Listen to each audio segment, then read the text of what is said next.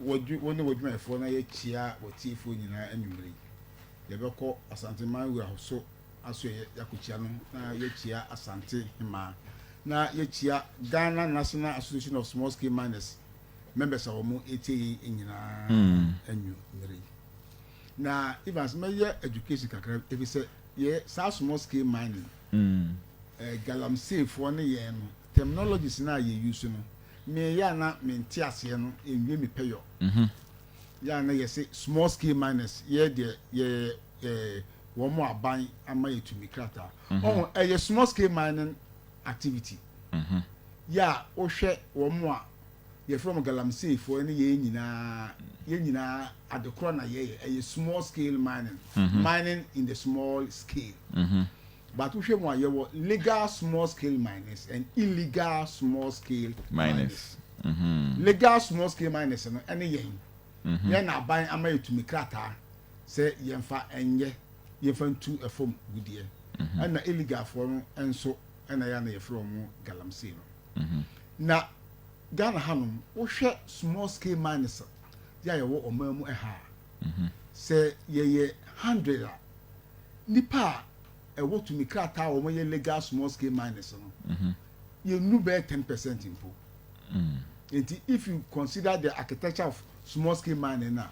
they say do one na aye illegal for aye frɛ wo mo galamsey na nyina ye nim sɛ aban su ba ye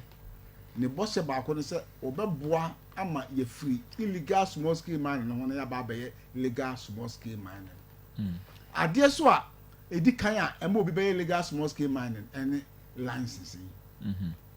Na ye hu ni se aban yi e ba ye eye license no enya ade a otu hu anamu. Na ye challenge the sector minister ya ye honorable Samuel Abujinapo say omra abonten me che Ghana fo nyina obaye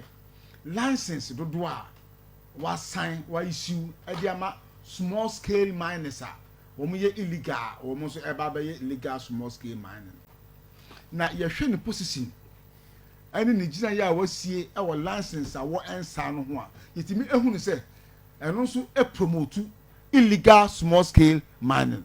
enu nti ono ana ban anamo a wo tu se wo hwe ama illegal no akofom ana afiri ho na legal small scale mining aye adwuma wo mamu ha no yehu ni se papa no egina yise ne anamo tu emwa ekora ene minerals commission e wo abefo kwantempon a ye fa so na ye registration no ye fa no MCAS minerals commission application portal mi am hwehwe mu a maye over 5,000 licenses, renewals, and recommendations. And now, after processing more, a true minister no officer, minister no eto hono more. Yeah, one signs license no. Now, you who say, Sadia no so, a can pee, and a nipa do no a ye galamsey no. If you say, you mu be a sa application no. Say, ubenya enfie mienu. Ana mfie miensa ansa na wonsa ka wo license a ebra wo license no emra no wonko na asase no ena ho wonko no na wo bia di ekọ dadaada enti saade we na yehunu a ye de ahye ye ho a na yehunu se ebra so se wo se ye ba aboten na ye beka na se aban no enim ho ebia wotimi de nanamo asisi eyie se oni mu bi so a ensase na ekọ na ban ni nim hu bia me say license na yensan no license na yensan no say ye aban no policy directional because wa ma ye atese say wo beboa ama ye legal small scale mining but the first idea e ma obi ebe legal small scale mining no e license for how long no mon sign license no metimi aka say honorable Samuel Abujinapo e ba no last year na ye born no a or sign license ni bi e de buy license so a some na endu 100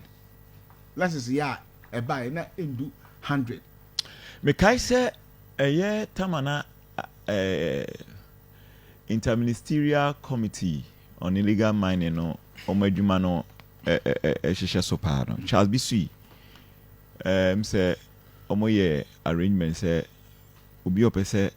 utu from a good DB and fan and crata man on Mushim na say crata ni dimwa. Your best sign amount. Man from crata uncle. I know ye a bra, I won't say a ban or the total ban ever two small scale man so.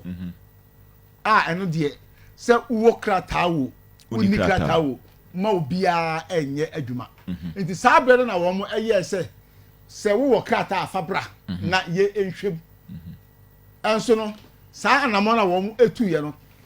license a ɛkɔɔye no ɛnya ɛno ɛna ma amanfo akonya ɛma wo mo etimi ɛkɔyɛ adwuma ko pem sɛ aban no a de na ɔyɛ ɛwɔ ne ban no ho no ɔyɛ ewieye ansana wo ba kwan sɛ afedi obia ebetimi akwakɔ adwuma saa ebre no krampo no ma amanfo license ni bi ewi efisɛ ye tena fie ɛkɔ almost 3 years nti sɛ waje license so ye dem for 5 years nti sɛ waje na wo de ayɛ adwuma efie mienu na efie miensa ba no mu enyina no tam no wa ɛna ɛkɔ ti bra ye left ba no na sɛ amanfo dodo no wa license ewu a ɛwɔ sɛ ye renew nti efiri saa bre no ebe na ye hwese na nka yenim se ka license issuance no ebe ko so ententem na tumi aboa amani padodo no a ya wo mo pepa na wo nya asase a wo mo air license no aban no asan ede ama wo mo efiri sabe no besi enei ho asem na ye ke ya license no akokamu a ye issue license no emfa ma small scale miners ema wo mo enye adwuma Kwaku Adu so e organizer wo fia ha me ne bekasa ono de organizer dia na say demonstration so ne naso ankasa nesi sense ono organize ti ye beba so na wo akoy secretary dia wo ye krata ho asem pa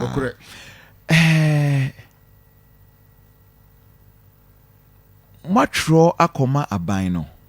the office of the minister say enime bi sei na ekoso montemo ho ase ama ono so etimi reply mo me ka se ye ne aban ntem enkitahudie enkoso a na me yotrofo efi se me nya opportunity amo national executives for mo meetings ni bi mitimi ekobi na national executives aye hwan mo wo ba Ghana Association of Small Scale Mining ye structure no a ye wo zones ye wo districts and ye wo national ye wo district level into neck whatsem and making the national executive committee na omoko meetings na minister na baby and make us say ye ne aban no and ministry no e wo enkitahudie pa make us na enunti na ama ayeye nwanwa no when was the last time more remind the minister and say let us egu ho pende I also was sign untimi sign still am mo hwe anim so be sign oni huduma abere bia akwanya ebeba ye ne wo mo ebesia bia no how many times am no machia and na make it say me ye otorofo say make say ye ne wo mo any engagements okay ye ne eye frequent especially the deputy minister in charge of small scale mining ye Miraku Duka no and there are a lot of events ye nyina ye sia ewo eho last year say ye initiative small scale mining awards night ye made in one this year minim and I'm saying say esi ekoro mintimi ehun say ebetimi abaso ena dia etense ye ne wo mo entem enkitahudie ekọ na wo beka se nipa no ebefa de beye adwuma no eno so ye asem foforo mo suspect say bibi koso ena ema minister ne nsan ana eno na ye pe enchirimu no efi se eburo ya dwene ene ye ntiase so se eye aban no botaye se obema nipa dodo no afri illegal mining num abeye legal mining na wodi enema bebre egu akwamu nanso license no am obi ebeye legal man na de ne sa no akoye de yen sign ma obi a na se assign ma bi eja bi maka se afrase ye bono e ma ordinance ase bi ase license sa e ba na endu 100 mpo okay 90 na endu 100 but say see ya me no e kasa yi se me ma o link no na wa hwe MCAS no so a over 5,000 licenses and a process in more. I was say a minister no attention. I was say ordinarily